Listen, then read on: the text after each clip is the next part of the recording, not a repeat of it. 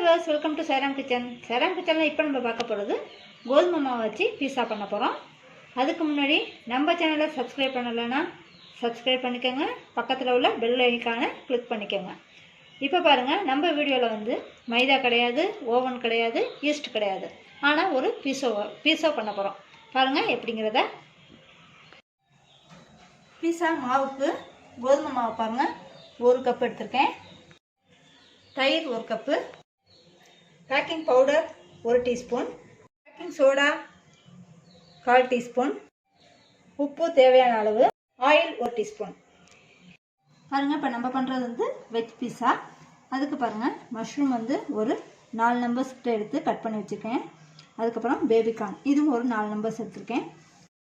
பாருங்கள், டொமேட்டோ பாருங்கள், இது மாதிரி கட் பண்ணி எடுத்துக்கோங்க. அதில் உள்ள விரையெல்லாம் எடுத்துக்கோங்க. இது மாதிரி ஒரு ½ இருந்தால் கூட போதும். அதுக்கப்புறம் பாருங்கள், கேப்சிகம், க்ரீன் கேப்சிகம் எடுத்துருக்கேன். இதையும் பாருங்கள் ஒரு ½ தான் போட்டிருக்கேன். அதுவும் பாருங்கள் நான் இப்படி கட் பண்ணி வச்சுருக்கேன். ஆனியன் பாருங்கள், நல்லா பொடியாக நறுக்குன பெரிய வெங்காயம், இது ஒரு ரெண்டு எடுத்து கட் பண்ணி வச்சுருக்கேன். அடுத்தது பீஸா சாஸ், இது வந்து ஒரு நம்மளுக்கு தேவைக்கேற்ப நம்ம அப்ளை பண்ணிக்கலாம். உங்கள்கிட்ட பீஸா சாஸ் இல்லைனாக்கா நான் வந்து டிஸ்கிரிப்ஷனில் கொடுக்குறேன், அதை பார்த்துக்கோங்க. இது வந்து ஆர்கனோ பவுடர். இது பாருங்கள் ரெட் சில்லி ஃப்ளேக்ஸ், இது வந்து ஒரு 1/4 டீஸ்பூன். நான் பாருங்கள் இது வந்து சீஸ் சீட் எடுத்துருக்கேன். உங்கள்கிட்ட க்யூபாக இருந்தால் கூட அதை துருவி போட்டுக்கலாம். இது வந்து கோதுமை மாவு, இதை வந்து நம்ம ஒரு பவுலில் கொட்டிடலாம். கொட்டிட்டு பேக்கிங் சோடா, இது ஒரு 1/4 டீஸ்பூன், பேக்கிங் பவுடர், இது ஒரு 1 டீஸ்பூன், உப்பு தேவையான அளவு.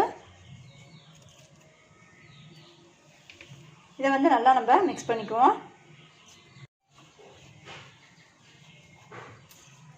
இது வந்து நல்லா நம்ம கலரி விட்டுடணும். ஏன்னா நம்ம வந்து பேக்கிங் பவுடர்லாம் வந்து அங்கங்கே இதாக இருக்கும். அதனால் நீங்கள் வந்து இது மாதிரி நம்ம தயிர் சேர்க்காததுக்கு முன்னாடியே நம்ம வந்து இது மாதிரி நல்லா ஸ்ப்ரெட் பண்ணி விட்டுடலாம். இது மாதிரி நீங்கள் நல்லா கலந்து விட்டுக்கோங்க.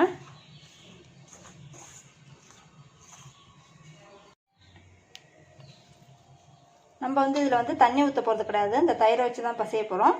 அதனால் இந்த தயிரை வந்து நம்ம அதில் சேர்த்துக்கலாம்.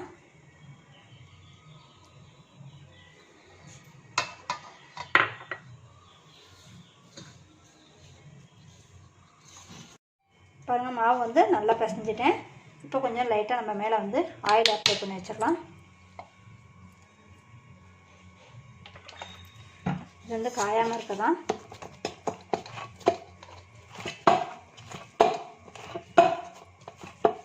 இது மாதிரி எல்லா பக்கம் படுற மாதிரி ஆயில் அப்ளை பண்ணி வச்சுருங்க. இப்போ பாருங்கள், நம்ம கொஞ்சம் மேமாவு போட்டுக்கலாம்.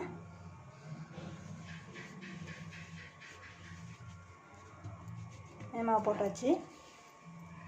இப்போ நம்ம பிசைஞ்சு வச்ச மாவை வந்து இதில் வச்சு தேய்ச்சிடலாம். பாருங்கள், நல்லா சாஃப்டாக இருக்குது. உங்களுக்கு இந்த மாதிரி கையால் இழுக்க இல்லைனாக்கா நீங்கள் வந்து இந்த சப்பாத்தி குழவை வச்சு இழுத்துக்கலாம். பாருங்கள், இந்த திக்னஸுக்கு நீங்கள் மாவு வந்து தேய்ச்சி எடுத்துக்கோங்க. பாருங்கள், இது மாதிரி ஒரு பிளேட் எடுத்துக்கோங்க. அதில் வந்து கொஞ்சம் ஆயில் வந்து அப்ளை பண்ணிடுங்க. இது மாதிரி எல்லா பக்கத்தும் ஆயிலை வந்து நல்லா ஸ்ப்ரெட் பண்ணி விட்டுக்கோங்க.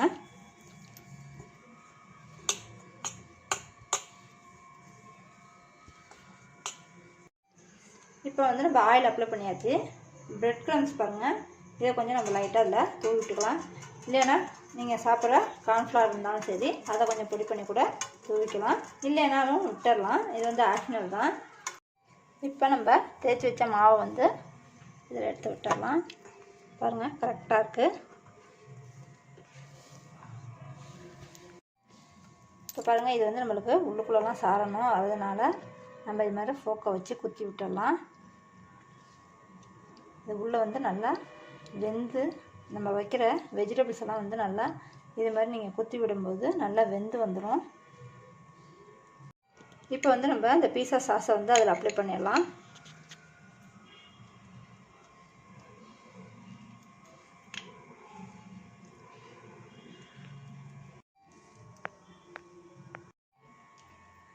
பாருங்கள், இது வந்து சீஸ் வந்து நம்ம அங்கே ஒன்று ஒன்று வச்சிடலாம்.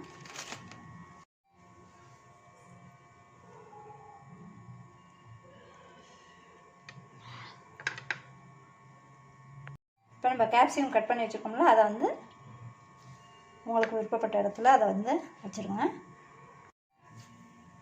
அப்புறம் பாருங்கள், நம்ம நறுக்கி வச்சுருக்க தக்காளி அதையும் வந்து நம்ம அப்படியே வச்சிடலாம். மஷ்ரூம் பாருங்கள், அதையும் நம்ம வச்சிடலாம். உங்களுக்கு என்னென்ன காய்கறிகள் தேவையோ அதெல்லாம் நீங்கள் வச்சுக்கோங்க. நம்மளுக்கு எவ்வளோ காய் வேணாலும் வைக்கலாம் அதில்.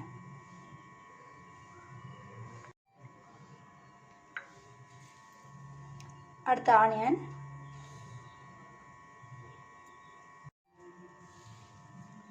அடுத்து பாருங்கள் பேபிகார்ன், இப்போ பாருங்கள் இந்த ஆர்கோனோ பவுடர், அதை லைட்டாக நம்ம மேலே தூவிடலாம்.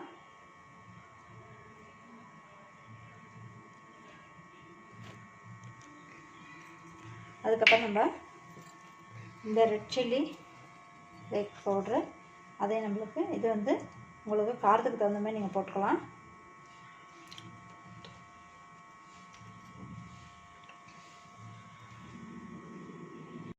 இப்போ இது மேலேயும் நம்ம கொஞ்சோண்டு சீஸ் போட்டுக்கலாம். இப்போ பாருங்கள், இந்த சைடில் கொஞ்சோண்டு நம்ம ஆயில் விட்டுடலாம்.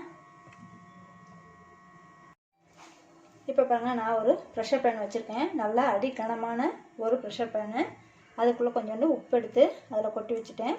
அதுக்கப்புறம் நம்ம இந்த பிளேட்டை வந்து வைக்கிறதுக்காக ஒரு தட்டு ஒன்று போட்டிருக்கேன். உங்கள்கிட்ட இது இல்லைனாலும் ஏதாச்சும் ஒரு பிளேட் போட்டுக்கலாம். ஏன்னா இது வந்து அடி பிடிக்காமல் இருக்க தான் இது வந்து நல்லா இப்போ ஹீட்டில் இருக்குது. இப்போ வந்து நம்ம செஞ்சு வச்ச இந்த பீஸாவை நம்ம அதில் வச்சிடலாம். வச்சு இதை மூடி வச்சிடலாம். இதை பாருங்கள், ஒரு 15 மினிட்ஸ் வந்து நம்ம இப்படியே வச்சிடலாம். இது வந்து நல்லா குக் ஆயிரும். பாருங்கள், நம்மளோட பீஸா வந்து இப்போ ரெடி ஆகிடுச்சு. நம்ம வெளில எடுத்துடலாம். இப்போ